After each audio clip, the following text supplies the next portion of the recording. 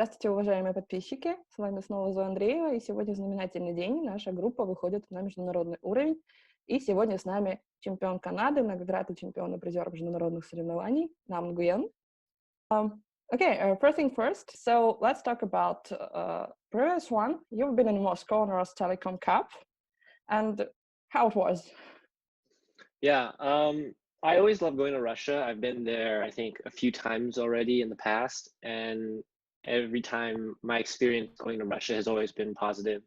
The fans there have been incredibly supportive for all the skaters, and especially last year in particular, I had a really great time performing for the crowd there, and I got to connect with some of them, which has been quite special. So I always love going to Russia, and I can't wait to go back soon. Oh, I see a puppy. Oh yeah, that's my dog right there. It's wonderful. How was the audience? I remember that your performance on Gala was really, attractive to audience. hmm How it was for you? Yeah, so that exhibition, the goal is to always, have fun with it and, have the audience enjoy it. And so I think the reaction from the Russian audience when I performed it over there, it was the best reaction that I could ask for. They really enjoyed it, and kind of, just like the whole energy was just incredible. So I really, really enjoyed it. Let's talk about your story. Who taught you to skate? Do you remember your first coach? Yeah, so my first coach, he's from Vancouver in Canada. His name is Kevin Bursey.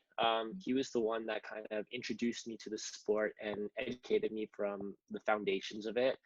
And I think without him, I wouldn't be where I'm at today, just because his teaching style has been so unique and it really connected with me and built the skater that I am. I've worked with countless coaches over my career, but I really enjoyed working with Kevin because he's introduced to me a lot of like small things I don't think I would ever kind of Mhm, experience if I started out with a different coach.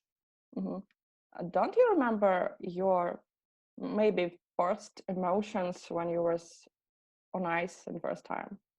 Yeah, so my first time on the ice has been it was interesting because obviously I didn't know how to skate and I clearly didn't know how to balance and so my parents told me that my first time going to the rink, all I did was sit down in the middle of the ice surface and I just started crying because I just didn't know what to do and it was just so overwhelming for me. So all I did my first class in skating was just cry and wait for somebody to pick me up.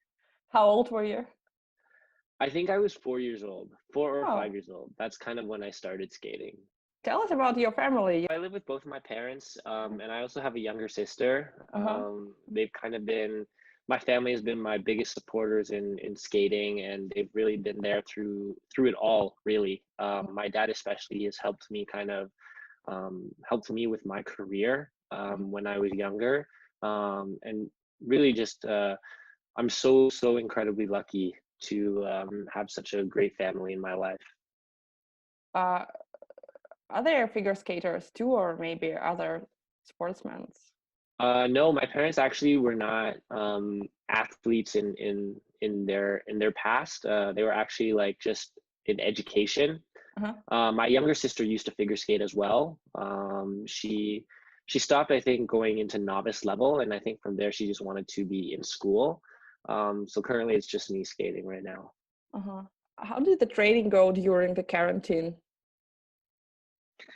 It was interesting because I was off the ice for almost 3 months, and I think it's been the longest that I've been off the ice ever in my life. So it was a new experience for sure. And I can tell you that when I first got back on the ice, it was not easy at all. It was really hard for my body, for my mind. And I think it took me a few months to finally feel confident with myself on the ice and be able to do all of my jumps, all of my elements. So I would say like the first few months of training was really rough. I couldn't even do like my easier jumps. It took me a long time to finally feel confident doing them. And it's so interesting because most skaters around the world kind of experience the same thing. They've been off the ice for quite a while, and to see some of them just go back on the ice and immediately do all their things, it was a little tough to see, but they've done their different preparations. I didn't really do any sort of preparations while I was off the ice. I kind of just took a break, and when I got back on the ice, I wasn't really prepared. So I was just throwing myself into skating a little bit too fast. But now I can say that I'm doing a lot better now. Mhm. I would say, like, because obviously Skate Canada International was canceled, I think earlier this week or last week, but I can confidently say that I was ready for it. And I think now I'm just trying to keep pushing myself and make sure that I stay ready for whatever Mhm. event is going to be held. Do you have some new program for this season, or you use Yeah, previous I one? do. So I have a new short and a new long. Uh-huh. My short program is To Adios No Ninos by Astor Piazzolla, Whoa. and my free program is To Me Mankarai by Josh Groban. So Uh-huh. these two pieces are very different from what I'm used to skating to. I'm used to skating to high energy, fun programs and connecting with the audience. But this season, we wanted to kind of experiment with new styles because this is the last year before the Olympic year, right? So Yeah. I want to be experimental with some new styles and see where it goes. But currently, when I'm training them, I really enjoy moving to the music, and hopefully for the Olympic season, I'll have one more emotional program, and then the other program will be a little bit more fun. Uh-huh. Me Mon Cry, it has lyrics in them. Uh-huh. Josh Groban sings it, obviously, and my Tango short program doesn't have any lyrics. Uh-huh. Okay. Um, what are your favorite characters and programs in your career? I would say my favorite program would be my Beatles free program last Mm-hmm. season, especially the one that I did at Skate Canada International last year. It was just so much fun, super high energy, and the audience just was there from beginning to end with me, and I could just feel their support. And same with Russia too. Like Uh-huh. for me, it was a little bit more difficult in Russia just because I wasn't at home, and Uh-huh. the crowd's not Canadian, but they still supported me from start to end, which I really appreciated. Um, and all around that program is just it's fun, it's chill, it's got that nice swagger to it, which I've always wanted to do. My other favorite program would be my La La Land from the season before. Uh-huh. I watched the movie and I was kind of inspired by it. So I wanted to portray the characters in the movie with that Uh-huh. program, and just training it was a lot of fun for sure. It was more on the emotional side, but there still was a section where I was able to kind of be a little bit more cheerful, a little bit more upbeat. But Uh-huh. those two programs I would say are my favorite programs in my career. Uh-huh. And don't you have some, dream program? I actually am doing my dream program this season. I've always Really? wanted to skate to a tango piece. So Oh. Adios Amino has been, Uh-huh. on my dream, or has been my dream program for a long time. I just didn't know if I was ready earlier, like maturity wise, to be able to pull it off. But I feel like, now is the perfect time to do it. Uh-huh. And it's also, um, I was also very inspired by Yuna Kim because she skated to that piece in 2014 Olympics. And so that's also one of the main reasons to why I wanted to do it, is because I just appreciate her skating, her art, her creative, movements. And I'm obviously not trying to copy her or like take Uh-huh. the spotlight away from her, but it's just, letting Vibes. people know that I'm inspired by her and she's like Uh-huh. my favorite female figure skater.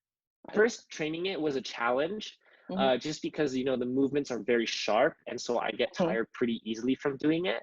But as training goes by, you start to get used to it, and then now I've been really creative with the mood that I want to do. Like there's some parts where I'm a little bit more serious, more passionate, and there's some where it's a little bit more delicate and more emotional. And so uh, so far, just training it has been a real great experience because I've just been changing the character the entire time that I've been training, just to see which works best for the program. Mm-hmm. And what is tango for you? So I think tango is more, it has a very passionate mood to it. It's almost like, you're in love with something or Uh-huh. someone. And I think my interpretation of Adios No Ninos in my own words is that you're longing for something, you're trying to go after something, Uh-huh. and there's just this like vibe where you're constantly moving. It's like you're running to it, but not like choppy running, but smooth yet sharp movements to it. Just Uh-huh. trying to capture the feeling of whatever you're trying to go for.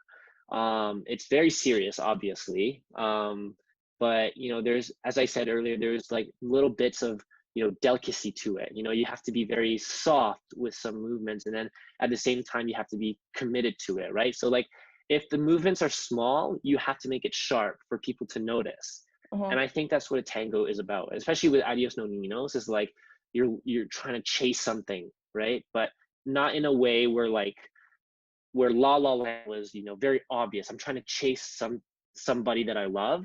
Uh-huh. A tango, especially Adios, is a little bit more low key, I would say. Okay, as far as I can see, you're telling about tango as a philosophy, I guess. Hmm. So, Yeah, it's funny because I haven't really thought of it in that manner. Just like, you know, when I'm speaking with you and uh-huh, I'm just telling you my thoughts, like I'm like, uh-huh, oh, okay, I now have like a deeper level of understanding behind this program, and uh-huh, I can definitely apply that, you know, perspective and uh-huh. hopefully incorporate that into my performance. You switched your location from Toronto some time ago. Yeah, so I used to train at the cricket club, as you know, Uh-huh, everybody knows, and I yeah. left in 2016 to go to California. Uh-huh, That move kind of was not really the best calculated move for me. I was obviously in need of a change, uh-huh, but I just wasn't thinking through the whole logistics of it. And I only ended up being in California for like 8 or 9 months.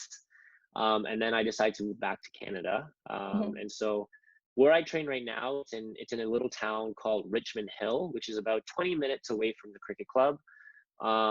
And my training center is called the Richmond Training Center, and you know it's such a beautiful family that I have over there. All the coaches, everybody, all the skaters, we, you know, we work together to create the best athletes possible, and the support there for each other has been incredible. I love training with the people there. My coach has done some really great work with me, and you know, I hope that this is I hope that I don't move to a different coach. Do you miss Toronto Cricket Club or someone?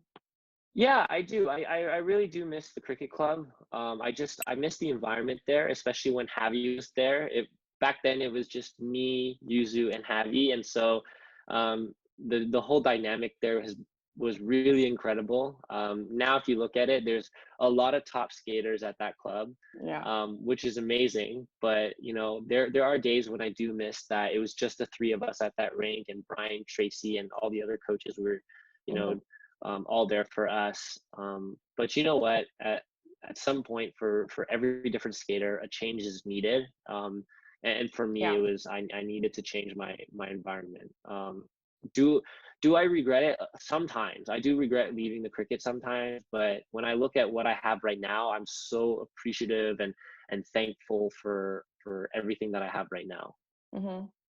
So step by step, that's your story. That's okay, I guess. Yeah, absolutely. It's really important for, you know, a skater to kind of take things into perspective and Uh-huh. make it into smaller goals. I mean, everybody's goal is to go to the Olympics or Yeah. win worlds or whatever it is. And that's all great. But I think, you know, not everybody can do that. So I think your best approach is to take it step by step and just achieve the smaller goals. And then that will build your momentum towards the bigger goals that you've set. Mm-hmm. So okay, so what's your goals? So obviously my goal of course is the 2022 Olympic Games. Uh-huh. You know, I've already tried twice. The first one was in 2014. It wasn't as serious, but you know, I was just there for the experience. 2018 was the more serious one, and I was off the team by, I think, by 1 point, which kind of sucks, but I know that Patrick and Keegan did a great job there. So Uh-huh. it was kind of not a huge loss. And so I think I can see that this will be my last attempt to go to the Olympics in Uh-huh. 2022. You know, and currently right now I'm doing everything that I can to maximize all the preparations, all the efforts, so that I can be in the best shape possible for when the time comes around for me to qualify for the games. Uh-huh. So that has really been my biggest goal in my career so far. But there's been a lot of small goals that, you know, oh, for sure. I mean, it's so different, you know, with the whole world and Yeah. dealing with this coronavirus situation. You know, most events have been pushed back or have been Yeah. canceled. And you know what? I think if you take a step back and look at it, the number one priority is everybody's safety. And it's really important to ensure the health of our athletes, our officials, our fans. That's Mm-hmm. the number one priority to think about. And it's great that there are some events out there trying to make these events happening, but at the same time, you have to look at it and be like, what's more important, Mm-hmm. our safety or the business side of things. So if 2022 doesn't happen in the year that it's supposed to happen, then of course it'll be pushed back, and we all have to deal with it and just keep prolonging our training for it. Mm-hmm. Yeah, we have in Russia some competitions without audience, just with translation, Mhm. online recording, and I think Yeah. it's okay.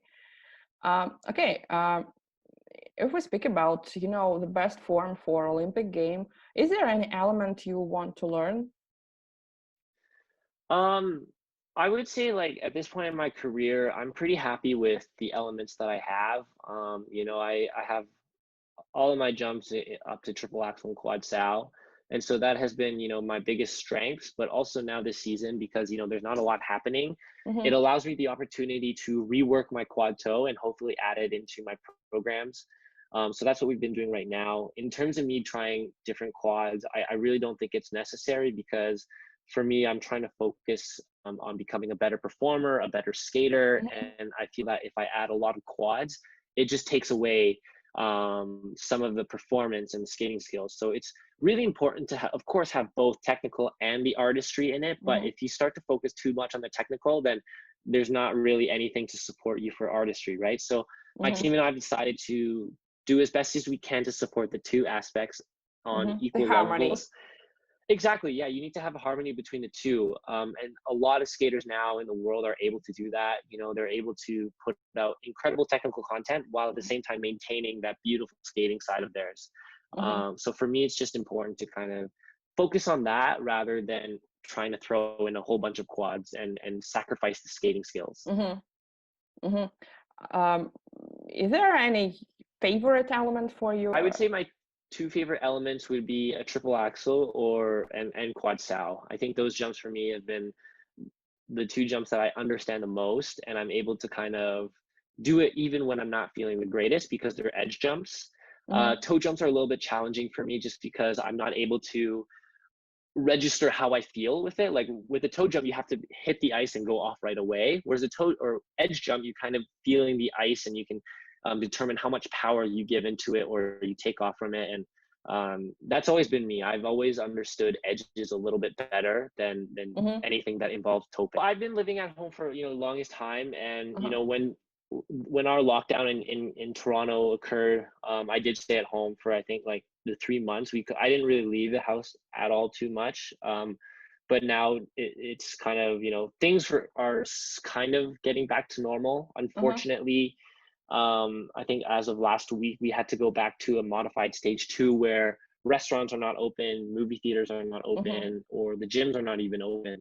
And also the number of skaters on our sessions have been reduced to 10 people on the ice, Mm-hmm. which is quite challenging in terms of logistics. But I think, I'm grateful that we're not in complete lockdown where nothing is open and we're not really allowed to leave our houses. I mean, you have to take advantage of that, be grateful for it. How do you save yourself from sadness during this time? Because you can't Hmm. do a lot of things I guess, you like. I think right now it's a little bit easier for me to not be sad, just because I'm busy with my daily life Uh-huh. right now. But when I was in lockdown for the 3 months, it was really difficult to stay positive, just because you stay at home for so long and you're not really used Yeah. to the whole feeling. So I know that I tried to stay busy with trying to work out and do a lot of Zoom classes for the various clubs across Canada to stay busy. Mm-hmm. You try to connect with your friends as much as you can to stay in that positive mind frame. But at the end of the day, it does get pretty difficult. So I'm really thankful that I still have skating, I still have school right now to keep me occupied. And Uh-huh. I don't give a lot of time to myself to just to overthink and start to kind of do unnecessary things that would obviously make me sad. So Mm-hmm. yeah, right now I'm okay, but during the lockdown it was a little bit difficult. Okay. So I really hope that the situation will, get better soon. Hmm. Yeah, Uh, absolutely. I hope that everybody is doing well, and I hope that things yeah, across the world are getting better. We all want to go back to normal, and I think yeah, um, it's very important for everybody to do their part to yeah. make sure that we're all healthy and we're all safe, and sooner and hopefully sooner rather than later things go back to normal. Okay, last but not least, for a small conversation, in Russia we don't say good luck for skaters because luck is something vulnerable. Hmm. We say smooth ice or glaze ice. Is there some kind of good luck for skaters in English? Usually we just say good luck. Uh-huh. But so I know that in the dance world, like not ice dance, but like in dancing, Uh-huh. they say, or in ballet, they say break a leg, which I don't really understand myself, but it's supposed to be like another way of saying good luck, or I hope you do well. So it's a Yeah. little weird for that for to say break a leg, but usually we just say good luck. Okay. So good luck. I just wanted to take this time to say I thank you all for your support, during these last few years, and Mm. I'm really thankful for the fact that you guys have been, one of the best fans out there is in the world, and I can't wait to perform in front of you guys again when things go back to normal. So Yeah. thank you.